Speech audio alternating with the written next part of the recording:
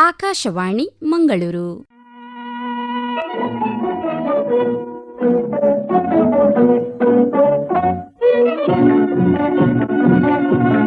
ಯುವವಾಣಿ. ಯುವ ಕೆಳುಗರಿಗೆ ವಂದನೆಗಳು ಹಾಗೂ ಇಂದಿನ ಕಾರ್ಯಕ್ರಮಕ್ಕೆ ಆತ್ಮೀಯ ಸ್ವಾಗತ.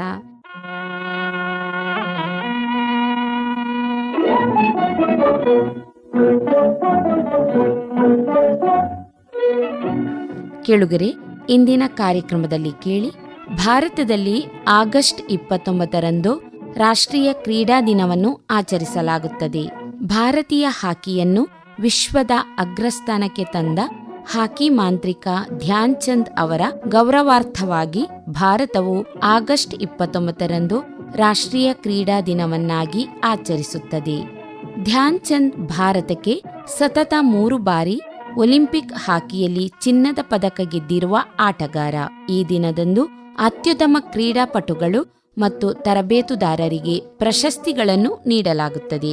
ವಿಶ್ವ ವೇದಿಕೆಯಲ್ಲಿ ದೇಶವನ್ನು ಹೆಮ್ಮೆ ಪಡುವಂತೆ ಮಾಡಿದ ಚಾಂಪಿಯನ್ ಆಟಗಾರರಿಗೆ ಈ ದಿನವನ್ನು ಸಮರ್ಪಿಸಲಾಗಿದೆ. ಮೊದಲ ರಾಷ್ಟ್ರೀಯ ಕ್ರೀಡಾ ದಿನವನ್ನು 2012ರಲ್ಲಿ ಆಚರಿಸಲಾಗಿದೆ. ಮಾಜಿ ಹಾಕಿ ದಿಗ್ಗಜ ಮೇಜರ್ ಧ್ಯಾನ್ ಚಂದ್ ಅವರ ಜನ್ಮದಿನದಂದು ರಾಷ್ಟ್ರೀಯ ಕ್ರೀಡಾ ದಿನವನ್ನು ಆಚರಿಸಲಾಗುತ್ತದೆ. ಧ್ಯಾನ್ ಚಂದ್ ಅವರ ಅದ್ಭುತ ಆಟಕ್ಕೆ ಪ್ರಪಂಚದಾದ್ಯಂತ ಅಭಿಮಾನಿಗಳೂ ಇದ್ದಾರೆ. ಕ್ರೀಡೆಯ ಮಹತ್ವದ ಬಗ್ಗೆ ಜಾಗೃತಿ ಮೂಡಿಸುವುದು ರಾಷ್ಟ್ರೀಯ ಕ್ರೀಡಾ ದಿನದ ಉದ್ದೇಶವಾಗಿದೆ.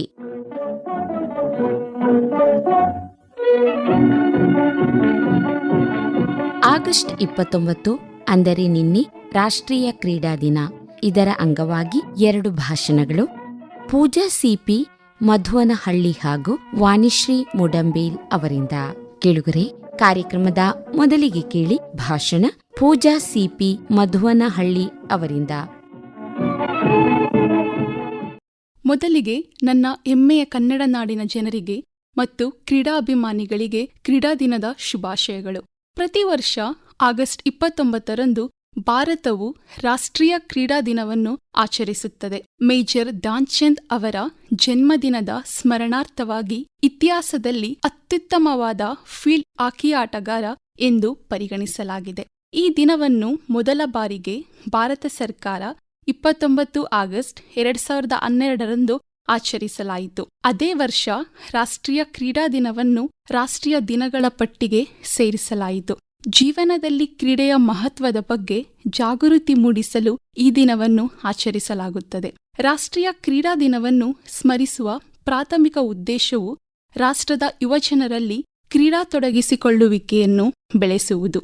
ರಾಷ್ಟ್ರೀಯ ಕ್ರೀಡಾ ದಿನವು ದೈನಂದಿನ ಜೀವನದಲ್ಲಿ ಕ್ರೀಡೆ ಮತ್ತು ದೈಹಿಕ ಚಟುವಟಿಕೆಗೆ ಒಂದು ವೇದಿಕೆಯಾಗಿ ಕಾರ್ಯನಿರ್ವಹಿಸುತ್ತದೆ. ಈ ವರ್ಷ ರಾಷ್ಟ್ರೀಯ ಕ್ರೀಡಾ ದಿನದ 12ನೆಯ ಸ್ಮರಣಾರ್ಥವನ್ನು ಸೂಚಿಸುತ್ತದೆ. ಭಾರತದ ಕ್ರೀಡಾ ಕ್ಷೇತ್ರದ ಕೆಲವೇ ಕ್ರೀಡೆಗಳಲ್ಲಿ ಮಾತ್ರವೇ ಹೇಳಿಕೊಳ್ಳುವಂತ ಸಾಧನೆ ಮಾಡಿದೆ. ಕ್ರೀಡಾ ವಿಭಾಗಕ್ಕೆ ದೊಡ್ಡ ಮಟ್ಟದ ಬೆಂಬಲ ಭಾರತದಲ್ಲಿ ಇಲ್ಲದೇ ಇದ್ದದ್ದು ಇದಕ್ಕೆ ಕಾರಣ. ಆದರೆ ಕಳೆದ 1-2 ದಶಕಗಳಿಂದ ಇದು ಬದಲಾಗುತ್ತಿದೆ. ಅದರಲ್ಲೂ ಇತ್ತೀಚಿನ ವರ್ಷಗಳಲ್ಲಿ ಕ್ರೀಡಾ ಕ್ಷೇತ್ರದಲ್ಲಿ ಸಾಕಷ್ಟು ಭರವಸೆಗಳು ಮೂಡುತ್ತಿದೆ. ಸ್ಥಳೀಯ ಮಟ್ಟದಿಂದಲೇ ಕ್ರೀಡೆಗಳಿಗೆ ಪೂರಕವಾದ ವಾತಾವರಣಗಳನ್ನು ಸೃಷ್ಟಿಸುವ ಪ್ರಯತ್ನಗಳು ನಡೆಯುತ್ತಿದೆ. ಇದಕ್ಕೆ ಮತ್ತಷ್ಟು ಉತ್ತೇಜನ ನೀಡುವ ದೃಷ್ಟಿಯಿಂದ ಈ ರಾಷ್ಟ್ರೀಯ ಕ್ರೀಡಾ ದಿನಾಚರಣೆಯನ್ನು ಆಚರಿಸಿಕೊಂಡು ಬರಲಾಗುತ್ತಿದೆ. ಧ್ಯಾನ್ ಚಂದ್ ಅವರ ಜನ್ಮದಿನದ ನೆನಪಿಗಾಗಿ ಹಾಗೂ ಅವರಿಗೆ ಗೌರವ ಸಲ್ಲಿಸಲು ಆಗಸ್ಟ್ 29ನ್ನು ಈ ಸಂದರ್ಭದಲ್ಲಿ ರಾಷ್ಟ್ರೀಯ ಕ್ರೀಡಾ ದಿನವಾಗಿ ಆಚರಿಸಲು ಆಯ್ಕೆ ಮಾಡಲಾಯಿತು. ಹಾಗಾಗಿ ಜನ್ಮ ವಾರ್ಷಿಕೋತ್ಸವದೊಂದಿಗೆ ಅವರ ಜೋಡಣೆಯಾಗಿ ಕ್ರೀಡಾ ದಿನ ಉದ್ಭವಿಸಿದೆ. ಧ್ಯಾನ್ ರವರು ಉತ್ತರ ಪ್ರದೇಶದ ಪ್ರಯಾಗ್ನಲ್ಲಿ 29 ಆಗಸ್ಟ್ 1905ರಲ್ಲಿ ರಜಪೂತ್ ಕುಟುಂಬದಲ್ಲಿ ಜನಿಸಿದರು. ಇವರ ತಂದೆ ರಾಮೇಶ್ವರ್ ದತ್ ಸಿಂಗ್, ತಾಯಿ ಶಾರದಾ ಸಿಂಗ್. ಮೇಜರ್ ಧ್ಯಾನ್ ಚಂದ್ ಸಿಂಗ್ ಒಬ್ಬರು ಭಾರತದ ಮಹಾನ್ ಹಾಕಿಪಟು ಎಂಬ ಹೆಗ್ಗಳಿಕೆಗೆ ಪಾತ್ರರಾಗಿದ್ದರು. 3 ಬಾರಿ ಒಲಿಂಪಿಕ್ಸ್ನಲ್ಲಿ ಇವರು ಭಾರತವನ್ನು ಹಾಕಿಯಲ್ಲಿ ಪ್ರತಿನಿಧಿಸಿದರು ಮತ್ತು 1928ರ ಆಮ್ಸ್ಟರ್ಡ್ಯಾಮ್, 1932ರ ಲಾಸ್ ಏಂಜಲೀಸ್ ಮತ್ತು 1936ರ ಬರ್ಲಿನ್ ಒಲಿಂಪಿಕ್ಸ್ಗಳಲ್ಲಿ ಚಿನ್ನದ ಪದಕ ಗೆದ್ದ ಭಾರತ ಹಾಕಿ ತಂಡದಲ್ಲಿ ಇವರ ಪಾತ್ರ ಪ್ರಮುಖವಾದದ್ದು. ಭಾರತ ಸರ್ಕಾರ ಇವರಿಗೆ 1956ರಲ್ಲಿ ಭಾರತದ ಅತ್ಯುನ್ನತ ಪ್ರಜಾ ಪುರಸ್ಕಾರವಾದ ಪದ್ಮಭೂಷಣ ಪ್ರಶಸ್ತಿಯನ್ನು ನೀಡಿ ಗೌರವಿಸಿತು. ಇವರ ಮೊದಲ ತರಬೇತುರಾದಂತಹ ಪಂಕಜ್ ಗುಪ್ತರವರು ಇವರಿಗೆ ಚಂದ್ ಎಂಬ ಬಿರುದು ಕೊಟ್ಟರು. ಅಲ್ಲದೆ ಇವರು ಮುಂದೊಂದು ದಿನ ಚಂದ್ರನಾಗಿ ಮಿನುಗುತ್ತಾರೆ ಎಂದು ಭವಿಷ್ಯ ನುಡಿದಿದ್ದರು. ಧ್ಯಾನ್ಚಂದ್ ಅವರು 1928ರಲ್ಲಿ ಆಮ್ಸ್ಟರ್ಡ್ಯಾಮ್ನಲ್ಲಿ ನಡೆದ ಬೇಸಿಗೆ ಒಲಿಂಪಿಕ್ಸ್ನಲ್ಲಿ ಭಾಗವಹಿಸುವ ಭಾರತ ಹಾಕಿ ತಂಡಕ್ಕೆ ಆಯ್ಕೆಗೊಂಡರು. ಅಲ್ಲಿ ಅವರು 2 ಗೋಲುಗಳ ಸಹಾಯದಿಂದ ಭಾರತ ಫೈನಲ್ನಲ್ಲಿ 3-0 ಗೋಲ್ಗಳಿಂದ ನೆದರ್ಲ್ಯಾಂಡ್ ತಂಡವನ್ನು ಮಣಿಸಿ ಚಿನ್ನದ ಪದಕ ಪಡೆಯಿತು. ನಂತರ 1932ರಲ್ಲಿ ಲಾಸ್ ಏಂಜಲೀಸ್ ಯುಎಸ್ಎನಲ್ಲಿ ನಡೆದ ಬೇಸಿಗೆ ಒಲಿಂಪಿಕ್ಸ್ನಲ್ಲಿ ವಿಶ್ವ ದಾಖಲೆಯೊಂದಿಗೆ ಯುನೈಟೆಡ್ ಸ್ಟೇಟ್ ಹಾಕಿ ತಂಡವನ್ನು 23-1 ಗೋಲುಗಳಿಂದ ಸೋಲಿಸಿ ಚಿನ್ನದ ಪದಕ ಗೆದ್ದುಕೊಂಡರು. ಅದರಲ್ಲಿ 8 ಗೋಲುಗಳು ಚಂದ್ ಅವರಿಂದ ಬಂದದ್ದು ವಿಶೇಷ. ಇದಲ್ಲದೆ ಈ ಒಲಿಂಪಿಕ್ಸ್ನಲ್ಲಿ ಚಂದ್ ಅವರು 2 ಪಂದ್ಯಗಳಿಂದ 12 ಗೋಲುಗಳನ್ನು ಗಳಿಸಿದ್ದಾರೆ. ಆ ವರ್ಷದಲ್ಲಿ ಇವರು ಒಟ್ಟು ಭಾರತದ 338 ಗೋಲುಗಳಲ್ಲಿ 133 ಗೋಲುಗಳನ್ನು ತಮ್ಮ ಕೊಡುಗೆಯಾಗಿ ನೀಡಿದ್ದರು. ಚಂದ್ ಅವರು 1935ರಲ್ಲಿ ನ್ಯೂಜಿಲೆಂಡ್ ಮತ್ತು ಆಸ್ಟ್ರೇಲಿಯಾ ಪ್ರವಾಸದಲ್ಲಿ 43 ಪಂದ್ಯಗಳಿಂದ ಒಟ್ಟು 584 ಗೋಲುಗಳು ಭಾರತ ಪರ ಬಂದರೆ ಅದರಲ್ಲಿ 201 ಗೋಲುಗಳು ಚಂದ್ ಅವರಿಂದ ಬಂದವು. ಅಡಲ್ಫ್ ಹಿಟ್ಲರ್ ಅವರು ಸಹ ಚಂದ್ ಅವರ ಸಾಧನೆಯನ್ನು ನೋಡಿ ತುಂಬಾ ಪ್ರಭಾವಿತರಾದರು. ಇವರನ್ನು ಜರ್ಮನ್ ಸೇನೆಯಲ್ಲಿ ಫೀಲ್ಡ್ ಮಾರ್ಷಲ್ ಆಗಿ ಕೆಲಸ ನಿರ್ವಹಿಸಲು ಆಹ್ವಾನಿಸಿದರು. ಆದರೆ ಅವರು ಇದನ್ನು ಒಪ್ಪಲಿಲ್ಲ. ಒಲಿಂಪಿಕ್ಸ್ನಲ್ಲಿ ಪೂರ್ವ ಪಂದ್ಯಗಳಲ್ಲಿ ಇವರು ಭಾರತದ ತಂಡದ ಒಟ್ಟು 175 ಗೋಲುಗಳಲ್ಲಿ 59 ಗೋಲುಗಳನ್ನು ಮತ್ತು ಒಲಿಂಪಿಕ್ಸ್ನಲ್ಲಿ 38ರಲ್ಲಿ 11 ಗೋಲುಗಳನ್ನು ಗಳಿಸಿದ್ದರು. ಇವರು 42 ವರ್ಷಗಳವರೆಗೆ ನಿರಂತರವಾಗಿ ಆಡಿದರು. ಪೂರ್ವ ಆಫ್ರಿಕಾದ ವಿರುದ್ಧ 22 ಪಂದ್ಯಗಳಿಂದ ಒಟ್ಟು 61 ಗೋಲುಗಳನ್ನು ಗಳಿಸಿದರು. 1948ರಲ್ಲಿ ಧ್ಯಾನ್ಚಂದ್ ರವರು ಕ್ರೀಡೆಯಿಂದ ನಿವೃತ್ತಿ ಹೊಂದಿದರು. ಅಂತಾರಾಷ್ಟ್ರೀಯ ಹಾಕಿ ಅಖಾಡದಲ್ಲಿ ತನ್ನ ಮುದ್ರೆಯನ್ನು ಹಾಕಿದ ನಂತರ ಮತ್ತು ಅನೇಕ ಬಾರಿ ತನ್ನ ಕೀರ್ತಿಯ ಪತಾಕೆಯನ್ನು ತಲುಪಲು ತನ್ನ ದೇಶಕ್ಕೆ ಸೇವೆ ಸಲ್ಲಿಸಿದರು. ನಂತರ 3 ಡಿಸೆಂಬರ್ 1979ರಂದು ಧ್ಯಾನ್ಚಂದ್ ನಿಧನರಾದರು. ಅವರಿಗೆ ಸಂದ ಪ್ರಸಿದ್ಧವಾದ ಸ್ಮಾರಕಗಳೆಂದರೆ ಮೇಜರ್ ಧ್ಯಾನ್ಚಂದ್ ಪ್ರಶಸ್ತಿಗಳು, ಭಾರತದಲ್ಲಿ ಕ್ರೀಡೆ ಮತ್ತು ಆಟಗಳಲ್ಲಿ ಜೀವಮಾನದ ಸಾಧನೆಗಾಗಿ ಅತ್ಯುನ್ನತ ಪದ್ಮಭೂಷಣ ಪ್ರಶಸ್ತಿ ಮತ್ತು ಅವರ ಜನ್ಮದಿನದಂದು ರಾಷ್ಟ್ರೀಯ ಕ್ರೀಡಾ ದಿನದ ಆಚರಣೆಗಳು. ಅವರು ಭಾರತೀಯ ಮತ್ತು ವಿಶ್ವ ಹಾಕಿಯಲ್ಲಿ ಪೌರಾಣಿಕ ವ್ಯಕ್ತಿಯಾಗಿ ಉಳಿದಿದ್ದಾರೆ. ನಮ್ಮ ರಾಷ್ಟ್ರದ ಪ್ರಸಿದ್ಧ ಆಟಗಾರರ ಸಾಧನೆ ಬಗ್ಗೆ ಹೇಳುವುದಾದರೆ ಸೈನಾ ನೆಹವಾಲ್. ಇವರು ಭಾರತೀಯ ಬ್ಯಾಡ್ಮಿಂಟನ್ನಿನ ಖೇಲ್ ರತ್ನ ಆಗಿರುತ್ತಾರೆ. ಸೈನಾ ನೆಹವಾಲ್ ಅವರು 19 ವರ್ಷದೊಳಗಿನವರ ವಿಭಾಗದಲ್ಲಿ ರಾಷ್ಟ್ರೀಯ ಚಾಂಪಿಯನ್ ರಾಗಿದ್ದರು. ಇವರು ಏಷ್ಯನ್ ಸೆಟಲೈಟ್ ಬ್ಯಾಡ್ಮಿಂಟನ್ನ ಪ್ರಶಸ್ತಿಯನ್ನು ಸತತ 2 ಬಾರಿ ಗೆಲ್ಲುವುದರೊಂದಿಗೆ ಭಾರತೀಯ ಬ್ಯಾಡ್ಮಿಂಟನ್ನಲ್ಲಿ ಇತಿಹಾಸವನ್ನೇ ನಿರ್ಮಿಸಿದ್ದಾರೆ. 2008ರಲ್ಲಿ ಇವರನ್ನು ಅತ್ಯಂತ ಆಶಾದಾಯಕ ಕ್ರೀಡಾಗಾರ್ತಿ ಎಂದು ಗುರುತಿಸಲಾಯಿತು. ಆಗಸ್ಟ್ 2009ರಂದು ಇವರಿಗೆ ಅರ್ಜುನ ಪ್ರಶಸ್ತಿ, ಜನವರಿ 2010ರಲ್ಲಿ ಪದ್ಮಶ್ರೀ ಪ್ರಶಸ್ತಿ, ನಂತರ 2010 ಆಗಸ್ಟ್ 29ರಂದು ಕ್ರೀಡಾ ಕ್ಷೇತ್ರದಲ್ಲಿ ಅತ್ಯುನ್ನತ ಪ್ರಶಸ್ತಿಯಾದ ರಾಜೀವ್ ಗಾಂಧಿ ಖೇಲ್ ರತ್ನ ಪ್ರಶಸ್ತಿಯನ್ನು ಗೌರವಿಸಲಾಯಿತು.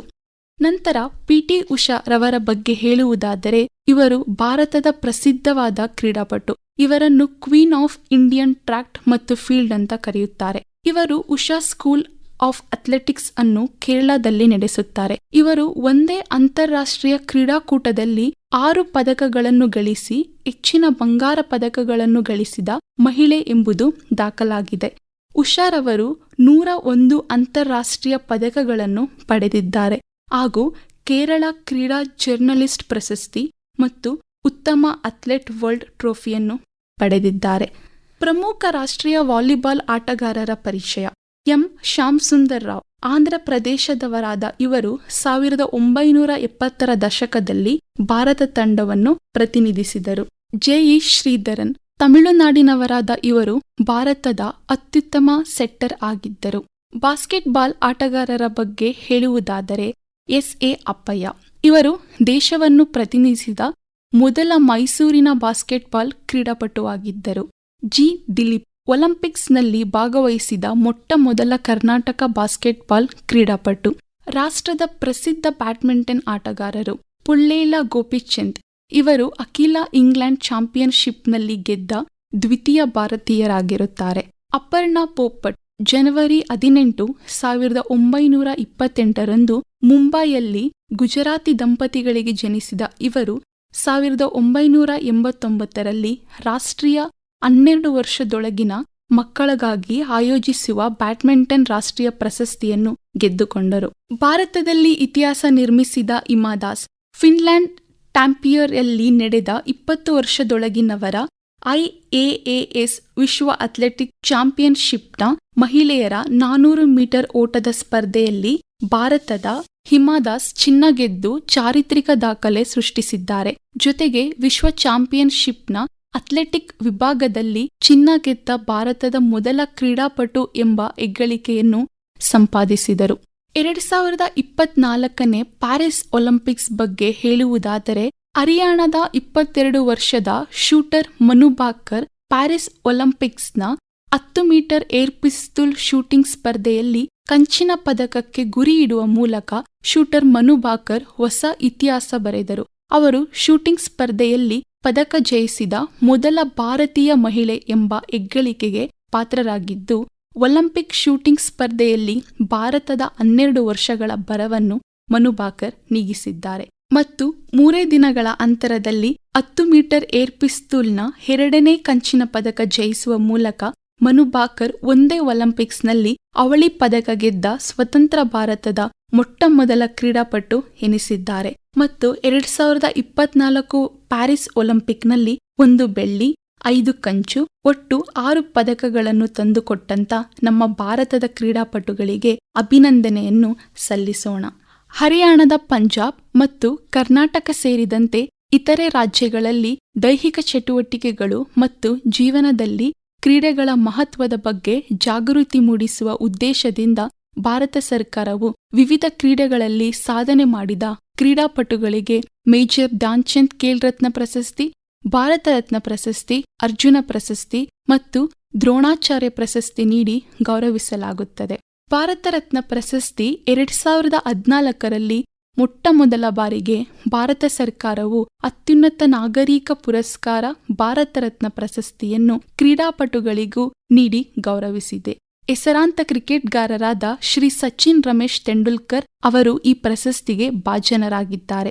ಧ್ಯಾನ್ಚಂದ್ ಖೇಲ್ ರತ್ನ ಪ್ರಶಸ್ತಿ ಭಾರತ ಸರ್ಕಾರ ಕ್ರೀಡಾಪಟುಗಳಿಗೆ ನೀಡುವ ಅತ್ಯುನ್ನತ ಪ್ರಶಸ್ತಿಯಾಗಿದೆ. ಅಂತಾರಾಷ್ಟ್ರೀಯ ಮೊಟ್ಟ ಮೊದಲ ಸತತ 4 ವರ್ಷಗಳಿಂದ ಅತ್ಯುನ್ನತ ಕ್ರೀಡಾ ಸಾಧನೆಗೈದವರಿಗೆ ಈ ಪ್ರಶಸ್ತಿಯನ್ನು ನೀಡಲಾಗುತ್ತದೆ.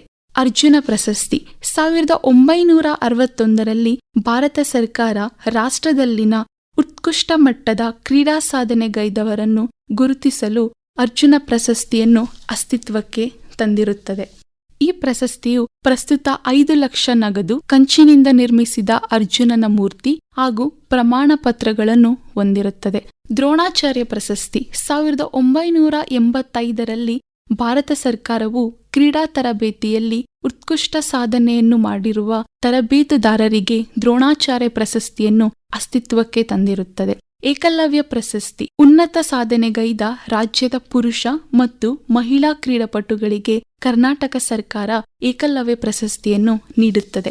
ಕ್ರೀಡೆಗಳಿಂದ ನಮಗೆ ಸಿಕ್ಕುವ ಪ್ರಯೋಜನಗಳೆಂದರೆ ಶರೀರ ಮತ್ತು ಮನಸ್ಸುಗಳ ಉತ್ತಮ ಬೆಳವಣಿಗೆಗೆ ಸಹಾಯ, ಸ್ವಚ್ಛತೆ ಮತ್ತು ವೈಯಕ್ತಿಕ ಆರೋಗ್ಯದ ಬಗ್ಗೆ ತಿಳಿಸುವುದು, ಧೈರ್ಯ, ಪ್ರಾಮಾಣಿಕತೆ, ನಾಯಕತ್ವದ ಗುಣ, ತಾಳ್ಮೆ, ಸಹಕಾರ ಹಾಗೂ ಹೊಂದಾಣಿಕೆ, ಕ್ರೀಡಾ ಕೌಶಲ್ಯಗಳಲ್ಲಿ ನೈಪುಣ್ಯತೆಯನ್ನು ಬೆಳೆಸುವುದು, ನರ ಮತ್ತು ಸ್ನಾಯುಗಳ ಸಂಯೋಜನೆ ಬಲಗೊಳಿಸುವುದು, ಕ್ರೀಡಾ ಮನೋಭಾವನೆ ಮತ್ತು ದೇಶಪ್ರೇಮ ಬೆಳೆಸುವುದು, ಜೀವನದಲ್ಲಿ ಶಿಸ್ತು, ಸಂಯಮ ಮತ್ತು ಕರ್ತವ್ಯ ಪ್ರಜ್ಞೆಯನ್ನು ಬೆಳೆಸುವುದು, ಪರಸ್ಪರರಲ್ಲಿ ಹೊಂದಾಣಿಕೆ, ಸಹಕಾರ, ರಾಷ್ಟ್ರೀಯ ಭಾವೈಕ್ಯತೆ ಮುಂತಾದ ಸಾಂಘಿಕ ಭಾವನೆಗಳನ್ನು ಅಭಿವೃದ್ಧಿಗೊಳಿಸುವುದು, ಸಮತೋಲನ ಆಹಾರ ಹಾಗೂ ಪ್ರಥಮ ಚಿಕಿತ್ಸೆಯ ಮಹತ್ವವನ್ನು ತಿಳಿಯುವುದು.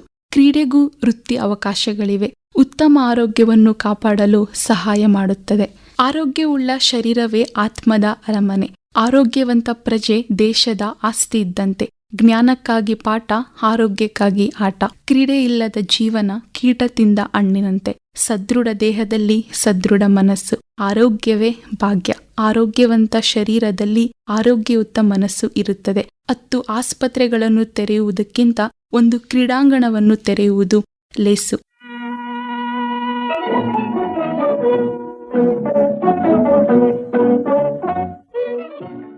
ಮುಂದೆ ಕೇಳಿ ಇನ್ನೊಂದು ಭಾಷಣ ವಾಣಿಶ್ರೀ ಮುಡಂಬೀಲ್ ಅವರಿಂದ. ಆರೋಗ್ಯವೇ ಭಾಗ್ಯ. ಇದು ವ್ಯಕ್ತಿಯು ಹೊಂದಿರುವ ಒಂದು ಅಮೂಲ್ಯವಾದ ಸಂಪತ್ತು. ಒಬ್ಬ ವ್ಯಕ್ತಿಯು ಸಂಪೂರ್ಣವಾಗಿ ಆರೋಗ್ಯವಾಗಿರಲು ಅವನು ದೈಹಿಕವಾಗಿ ಮತ್ತು ಮಾನಸಿಕವಾಗಿಯೂ ಸದೃಢವಾಗಿರಬೇಕು. ಅದಕ್ಕೆ ಮುಖ್ಯವಾಗಿ ಬೇಕಾಗಿರುವುದು ವ್ಯಾಯಾಮ. ನಾವು ಕ್ರೀಡೆಗಳಲ್ಲಿ ಭಾಗವಹಿಸುವುದರ ಮೂಲಕ ನಮ್ಮ ದೇಹವು ಉತ್ತಮ ವ್ಯಾಯಾಮವನ್ನು ಪಡೆಯುತ್ತದೆ. ಕ್ರೀಡೆಯು ನಮ್ಮ ಜೀವನದ ಒಂದು ಭಾಗವಾಗಿದೆ.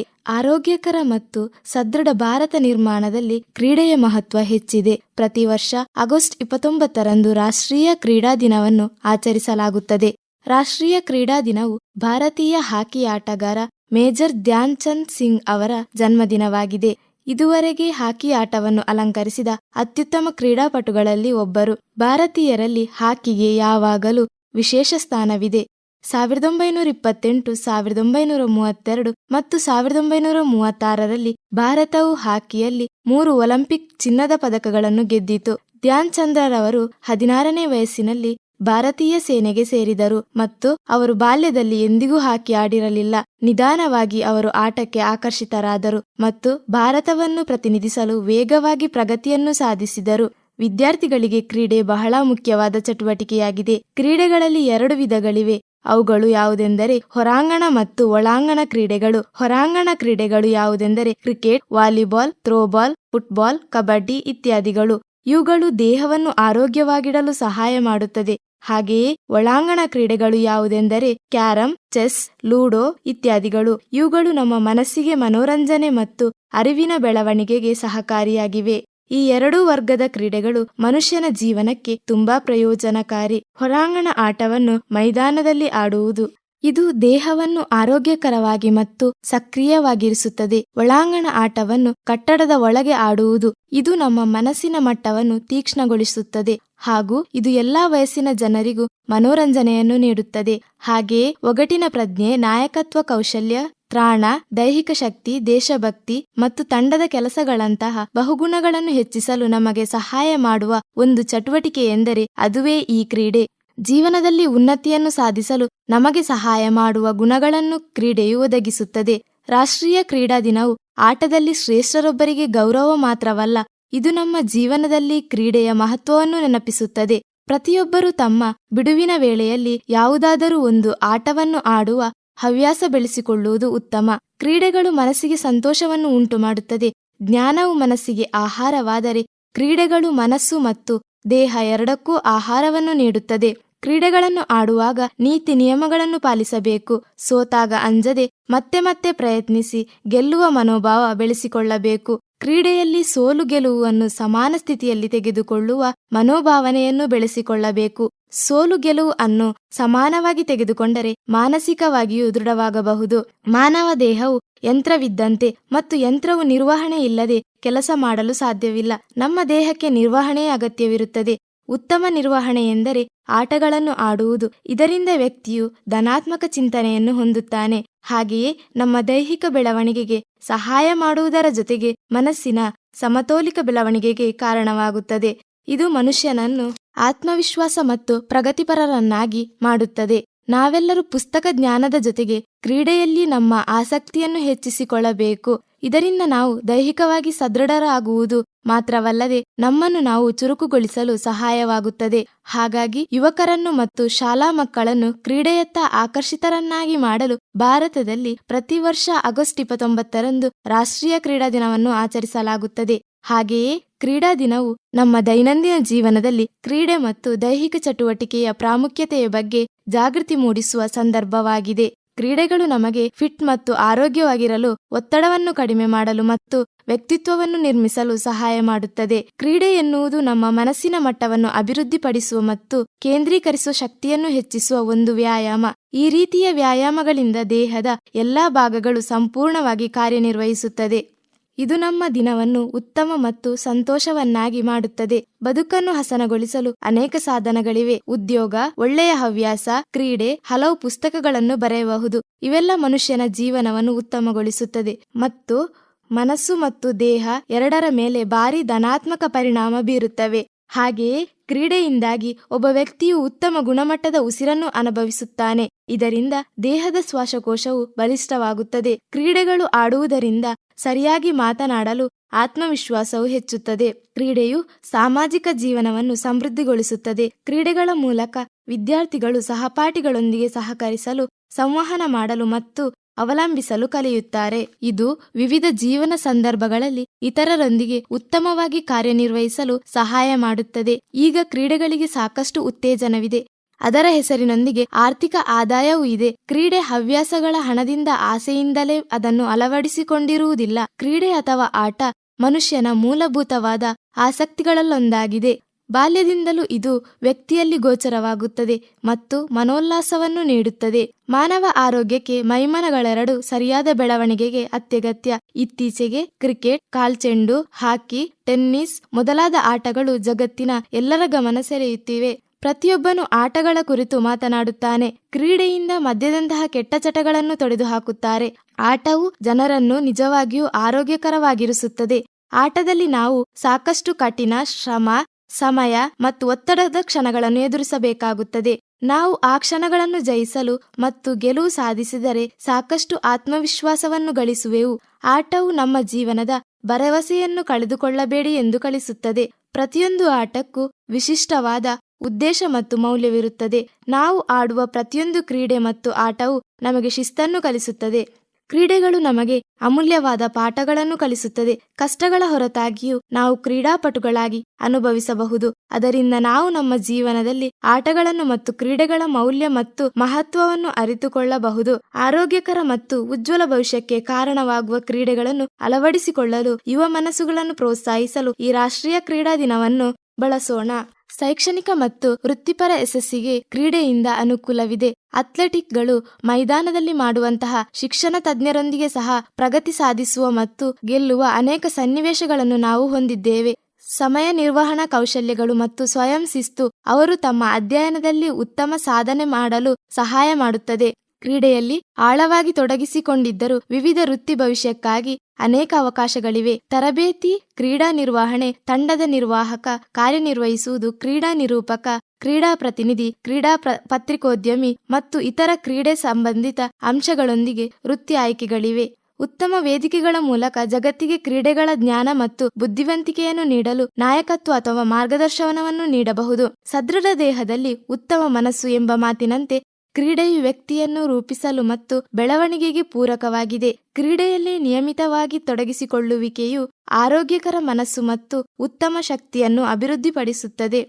ಈ ಕ್ರೀಡೆಗಳು ಬೇಸರವನ್ನು ಕಡಿಮೆ ಮಾಡಲು ಸಹಾಯ ಮಾಡುತ್ತದೆ ಮತ್ತು ಸವಾಲಿನ ಸಂದರ್ಭಗಳನ್ನು ನಿಭಾಯಿಸಲು ಉತ್ತಮ ಸ್ಥಾನಗಳ ಬೆಳವಣಿಗೆಗೆ ಸಹಾಯ ಮಾಡುತ್ತದೆ. ಕೆಲವು ದೇಶಗಳು ಈವೆಂಟುಗಳು ಅಥವಾ ಉತ್ಸವಗಳ ಸಮಯದಲ್ಲಿ ಕ್ರೀಡೆಗಳು ಮತ್ತು ಆಟಗಳ ಚಟುವಟಿಕೆಯನ್ನು ಆಯೋಜಿಸುತ್ತಾರೆ. ಮಕ್ಕಳು ಬೆರೆಯಲು ಮತ್ತು ಹೊಸ ಸ್ನೇಹಿತರನ್ನು ಮಾಡಿಕೊಳ್ಳಲು ಕ್ರೀಡೆಯು ಅತ್ಯುತ್ತಮ ಮಾರ್ಗವಾಗಿದೆ. ಕ್ರೀಡೆಯಲ್ಲಿ ಅದ್ಭುತವಾಗಿರುವ ವಿದ್ಯಾರ್ಥಿಗಳು ಅದನ್ನು ತಮ್ಮ ಅನುಕೂಲಕ್ಕೆ ಬಳಸಿಕೊಳ್ಳಬಹುದು ಮತ್ತು ಉನ್ನತ ಶಿಕ್ಷಣಕ್ಕಾಗಿ ವಿದ್ಯಾರ್ಥಿ ವೇತನವನ್ನು ಪಡೆಯಬಹುದು. ಈಗ ಪ್ರತಿಯೊಂದು ಶಾಲೆಯಲ್ಲೂ ಆಟಗಳ ಅವಧಿಯೋ ಸ್ಥಳವಿದೆ. ಶಾಲೆಗಳಲ್ಲಿ ಕ್ರೀಡೆಯ ಅನಿವಾರ್ಯ. ಶಾಲೆಗಳು ಆ ಜಾಗಗಳನ್ನು ಸರಿಯಾಗಿ ಬಳಸಿಕೊಂಡು ವಿದ್ಯಾರ್ಥಿಗಳಲ್ಲಿ ಕ್ರೀಡಾ ಮನೋಭಾವನೆಯನ್ನು ಬೆಳೆಸಬೇಕು. ಕ್ರೀಡೆಗಳಲ್ಲಿ ತೊಡಗಿಸಿಕೊಳ್ಳುವುದರಿಂದ ವಿದ್ಯಾರ್ಥಿಗಳಿಗೆ ಅನೇಕ ಅಂಶಗಳಲ್ಲಿ ಪ್ರಯೋಜನವಾಗುವ ಸಾಧ್ಯತೆ ಇದೆ. ವಿದ್ಯಾರ್ಥಿಗಳು ದೈಹಿಕ ಚಟುವಟಿಕೆಗಳನ್ನು ಮಾಡಿದರೆ ಅದು ಅನಗತ್ಯ ಅನಾರೋಗ್ಯವನ್ನು ತಪ್ಪಿಸಲು ಸಹಾಯ ಮಾಡುತ್ತದೆ. ಇತ್ತೀಚಿನ ದಿನಗಳಲ್ಲಿ ವಿದ್ಯಾರ್ಥಿಗಳು ತಮ್ಮ ಆರೋಗ್ಯಕ್ಕೆ ಸರಿಹೊಂದದ ಜಂಕ್ ಫುಡ್ಗಳನ್ನು ಹೆಚ್ಚು ತಿನ್ನುತ್ತಾರೆ.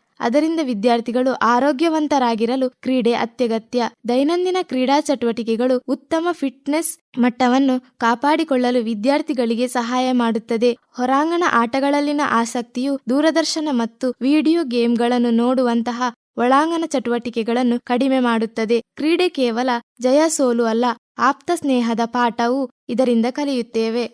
ಕ್ರೀಡೆಯಿಲ್ಲದ ಜೀವನ ಕೀಟ ತಿಂದ ಹಣ್ಣಿನಂತೆ, ಕ್ರೀಡೆಯಿಂದ ಕೂಡಿದ ಜೀವನ ಸಿಹಿಯಾದ ಹಾಲು ಜೇನಿನಂತೆ. ಇಂದಿನ ಸ್ಪರ್ಧಾತ್ಮಕ ಯುಗದಲ್ಲಿ ವಿದ್ಯಾರ್ಥಿಗಳು ಕ್ರೀಡೆಯಿಂದಾಗಿ ಸ್ಪರ್ಧಾ ಮನೋಭಾವನೆ ಮೂಡಿಸುವುದು ಸಾಧ್ಯವಾಗಿದೆ. ಕ್ರೀಡಾಪಟುಗಳಿಗೆ ದೇಶ ವಿದೇಶ ಮಟ್ಟದಲ್ಲಿ ವಿಶೇಷ ಮನ್ನಣೆ ಇದೆ. ಕ್ರೀಡೆಯಲ್ಲಿ ಜಿಲ್ಲಾ ಮಟ್ಟದಿಂದ ರಾಷ್ಟ್ರ, ರಾಜ್ಯ ಮಟ್ಟದಲ್ಲಿ ಅನೇಕ ಪ್ರಶಸ್ತಿ ಪುರಸ್ಕಾರಗಳಿವೆ. ಕ್ರೀಡೆಗಳಲ್ಲಿ ತೊಡಗುವುದರಿಂದ ಏಕಾಗ್ರತೆ, ಸ್ಥಿರತೆ, ಬದ್ಧತೆ, ಶ್ರದ್ಧೆಗಳು ಪ್ರಾಪ್ತವಾಗುವವು. ಸಮಾಜ ಸ್ವಾಸ್ಥ್ಯರಾಗಿರಬೇಕಾದರೆ ಪ್ರತಿಯೊಬ್ಬರ ದೇಹ ಮತ್ತು ಮನಸ್ಸು ಸ್ವಾಸ್ಥ್ಯವಾಗಿರಬೇಕು. ಇಂತಹ ಸ್ವಾಸ್ಥ್ಯ ದೇಹ ಮತ್ತು ಮನಸ್ಸನ್ನು ಹೊಂದಲು ಕ್ರೀಡೆಗಳು ಸಹಾಯವಾಗುತ್ತದೆ.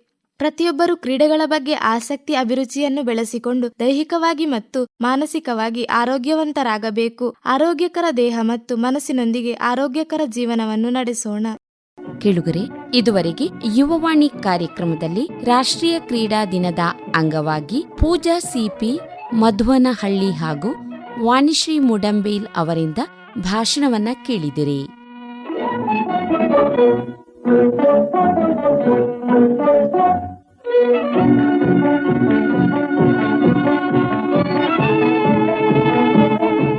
ಇದು ಇಂದಿನ ಯುವವಾಣಿ. ಮುಂದಿನ ಕಾರ್ಯಕ್ರಮದಲ್ಲಿ ಭೇಟಿಯಾಗೋಣ. ನಮಸ್ಕಾರ.